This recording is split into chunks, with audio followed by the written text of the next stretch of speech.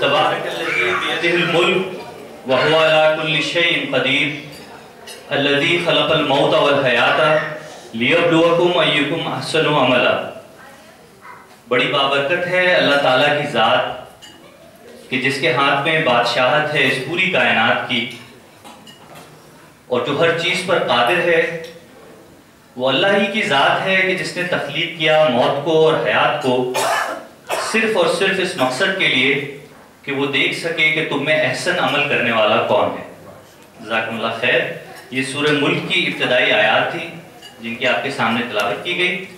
اب ہم اپنے پروگرام کا باقاعدہ آغاز کرتے ہیں، اور میں ملتمس ہوں ہمارے مہمان خصوصی سعودی آرامکو سے تشریف لائے ہیں، شعبے کے اعتبار سے میڈیکل ڈاکٹر ہیں، آرتھوپیڈک سرجن ہیں، لیکن ہماری ان سے یاد اللہ جو ہے وہ علم و ادب کے حوالے سے ہے، بہت ہی مترنم اور خوش الحان، اور اساتذہ اور مشاہیر کا کلام پڑھتے ہیں۔ میں آپ سب کی تالیوں کی گونج میں ڈاکٹر تسنیم صاحب کو کہوں گا کہ آئیں۔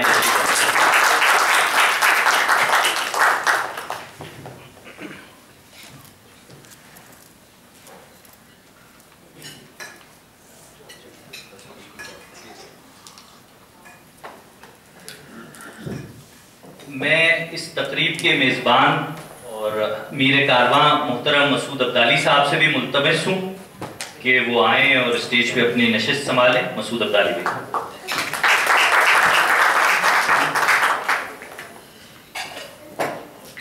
تو کیونکہ یہ ایک شعری نشست ہے اور ہم نے اس کو بہت فوکس رکھا ہے کہ آپ کے پاس جو ہے وہ بہترین اور خوبصورت کلام بغیر کسی تمہید اور بغیر کسی زحمت کے جو ہے وہ پہنچ جائے، تو آغاز ہم اس طرح سے کر رہے ہیں کہ ایک دور تھا کراچی شہر میں کہ جو ہے نا کرکٹ کا بہت رواج تھا، اور لوگ گفتگو بھی کرکٹ کی زبان میں کیا کرتے تھے، شادیوں میں بھی نہیں جا پاتے تھے کہ کرکٹ جو ہے وہ ایک بنیاد ہوا کرتی تھی، اور بچے ہوں بڑے ہوں بوڑھے ہوں سب کرکٹ کے حوالے سے ایک دوسرے کے ساتھ منجمد تھے۔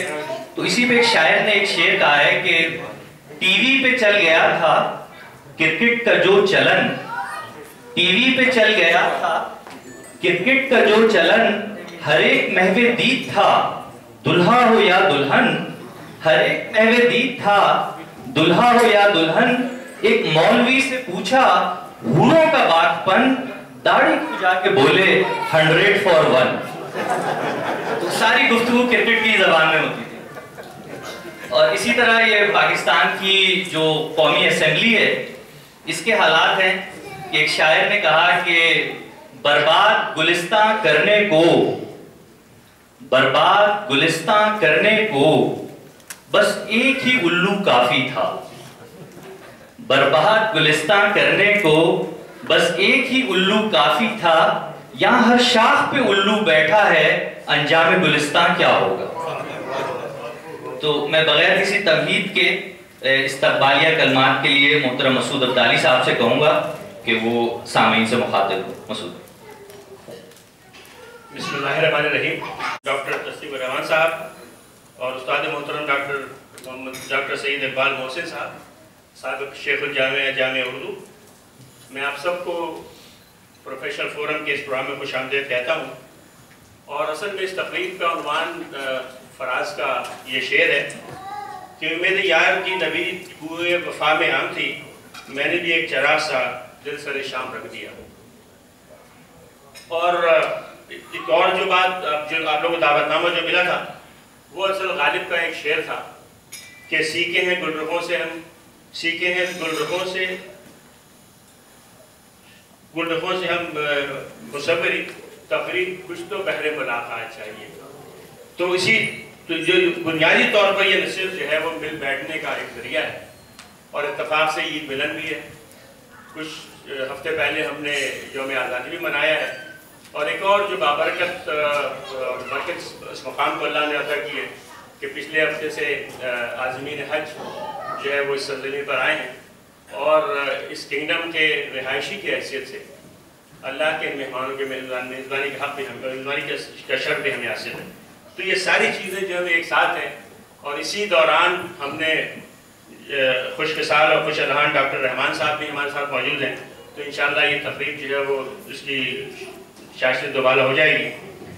صرف شعری نشستوں کے بارے میں یہ کہنا کہ یہ ہماری روایات کا حصہ ہے, اور اس سے جو فائدہ ہے وہ یہ کہ ایک تو یہ مثبت تفریح فراہم کرتی ہے, اس کے علاوہ ان تقریبات میں جو آداب برتے جاتے ہیں اس سے ہماری نئی نسل کی تربیت کے ایک راستہ بنتا ہے. یہی وجہ ہے کہ ہم نے آج کی تقریب میں فرشی نشست کا انتظام کیا ہے, اور اس پر مجھے ایک صاحب نے بھی توجہ دلائی کہ نہ صرف کہ ہم نے فرشی نشست کا انتظام کیا بلکہ ہم نے ڈرائیور حضرات کو ریگستان میں گاڑی چلانے کا بھی سکھایا. اور ایک صاحب نے کہا کہ آپ کو چاہیے تھا کہ لوگوں سے جہاں ہم نے یہ کہا تھا فرشی نشست ہے, وہ یہ بھی کہتے ہیں کیمری کی بجائے کیمل پہ ہیں. اس میں ایک جو بہم بات ہے کہ زبان جو ہے وہ صرف بول چال اور تبادلہ خیال کا ذریعہ نہیں ہے, بلکہ پوری تہذیب اس کے پیچھے ہوتی ہے.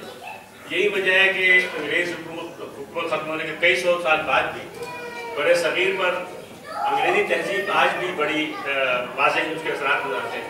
اس طرح شمالی افریقہ میں فرانسیسی تہذیب کے جو اثرات ہیں وہ بڑے واضح ہیں. تو اسی طرح ہماری تہذیب جو جیسے اردو ہے جس کا نام ہم ہی جانتے ہیں اداب سارے جہاں میں دھوم ہماری زبان کی ہے, وہ بھی ایک تہذیب کی علم بردار ہے. اور اس اردو زبان کے ایک اور جو مجھے اس سے عقیدت ہے وہ یہ ہے کہ عربی رسم الخط کی بنا پر اس پر ہمارے عقیدے کی چھاپ بھی بہت نمایاں ہے. اس کی وجہ سے قرآن پڑھنے میں آسانی ہوتی ہے. اور آج کی جو تقریب ہے یہ مشاعرہ نہیں بلکہ یہ شعری نشست ہے. مشاعرے کی اپنی اہمیت ہے کہ جہاں پر شعراء حضرات اپنی تخلیق پیش کرتے ہیں, اس طرح ادب میں ایک ذخیرے کا اضافہ ہوتا ہے. لیکن شعری نشست کی اپنی اہمیت یہ ہے کہ ہم ان مشاہیر کا کلام اور ان اساتذہ کا کلام سنتے ہیں جنہوں نے ایک عرصے تک اس قوم کو ایک فکر کی رہنمائی فراہم کی ہے. لہٰذا ان شعری نشستوں کی اپنی ایک اہمیت ہے اور مشاعرے کی اپنی اہمیت ہے. اس لحاظ سے آج کی ہم نے جو ہے وہ ہم شعری نشست کا اہتمام ہم نے کیا ہے, اور اس کی روایت برقرار رکھتے ہوئے انشاءاللہ چائے اور پان کا دور بھی چلے گا تاکہ وہ روایت جو ہے ہم قائم رکھ سکیں اپنی تہذیب کی. اس کے بعد تھوڑی سی بات جو ہے وہ پروفیشنل فورم کے بارے میں کہنا چاہوں گا جو آپ لوگوں نے اس کی دعوت سے یہاں تشریف لائے ہیں. اصل میں پروفیشنل فورم پاکستان فورم کا قیام جو ہے وہ تحدیث نعمت کے طور پر ہے کہ آج ہم سب لوگ یہاں بیٹھے ہیں اور بنیادی طور پر انسان بڑا ناشکرا ہے. لیکن آج اگر ہم کچھ شکر کی بات کر لیں اور ان باتوں پر غور کریں کہ جو خاص مہربانی اللہ نے ہم لوگوں کو فرمائی, جو سب لوگ یہاں بیٹھے ہوئے ہیں, ہم سب لوگوں کو اللہ نے اعلیٰ تعلیم سے سرفراز کیا ہے. جو لوگ پاکستان کو جانتے ہیں, آپ سب پاکستان سے ہیں, پاکستان میں جو تناسب ہے خواندگی کا وہ 55% ہے.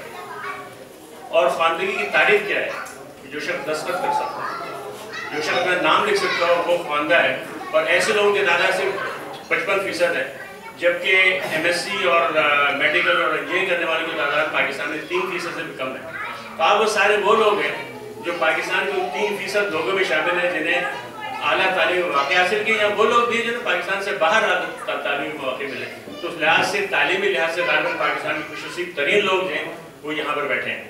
اس کے علاوہ اللہ نے ہمیں معاشی طور پہ بڑی فراخی عطا فرمائی, ہم لوگوں سے بہت بہتر ہے, ذہنی اور جسمانی قابلیوں سے نوازا, پیشہ ورانہ میدان میں ممتاز مقام عطا کیے. ظاہر ہے کہ جو لوگ یہاں پر آرامکو میں اور دوسری کمپنی میں کام کر رہے ہیں, ظاہر ہے کہ ممتاز مقام ان کو حاصل ہوا ہے اپنے پیشہ ورانہ صلاحیت کے اعتبار سے. اور پھر سب سے بڑھ کر حرمین شریفین کے قریب رہنے کی سعادت نصیب کی, جس کی وجہ سے ہم آج کی خدمت کر سکتے ہیں. ہمارے گھروں کو لوگ آتے ہیں عمرہ کرنے کے لیے, ہم ان کی خدمت کرتے ہیں. ہمارے ماں باپ ہیں جو یہاں پر آتے ہیں جن کو ہم عمرہ کرا سکتے ہیں. تو یہ وہ ساری نعمتیں ہیں جو اللہ نے ہمیں عطا کی. اور اس کے ساتھ اگر ہم ایک انفرادی نعمت کے بعد اجتماعی نعمت کو دیکھیں جو اللہ نے ہمارے ملک پہ کی ہے, کہ وہ یہ کہ ہمارے ملک کو اللہ نے عظمتوں اور رفتوں سے سرفراز فرمایا ہے. معدنی قدرتی وسائل جغرافی حسن کے ساتھ ہمارے ملک کی اصل دولت ایک جفاکش جو ہے مین پاور ہے, اور پورے مڈل ایسٹ میں پاکستانی مین پاور مشہور ہے. اور ہم یہ چاہتے ہیں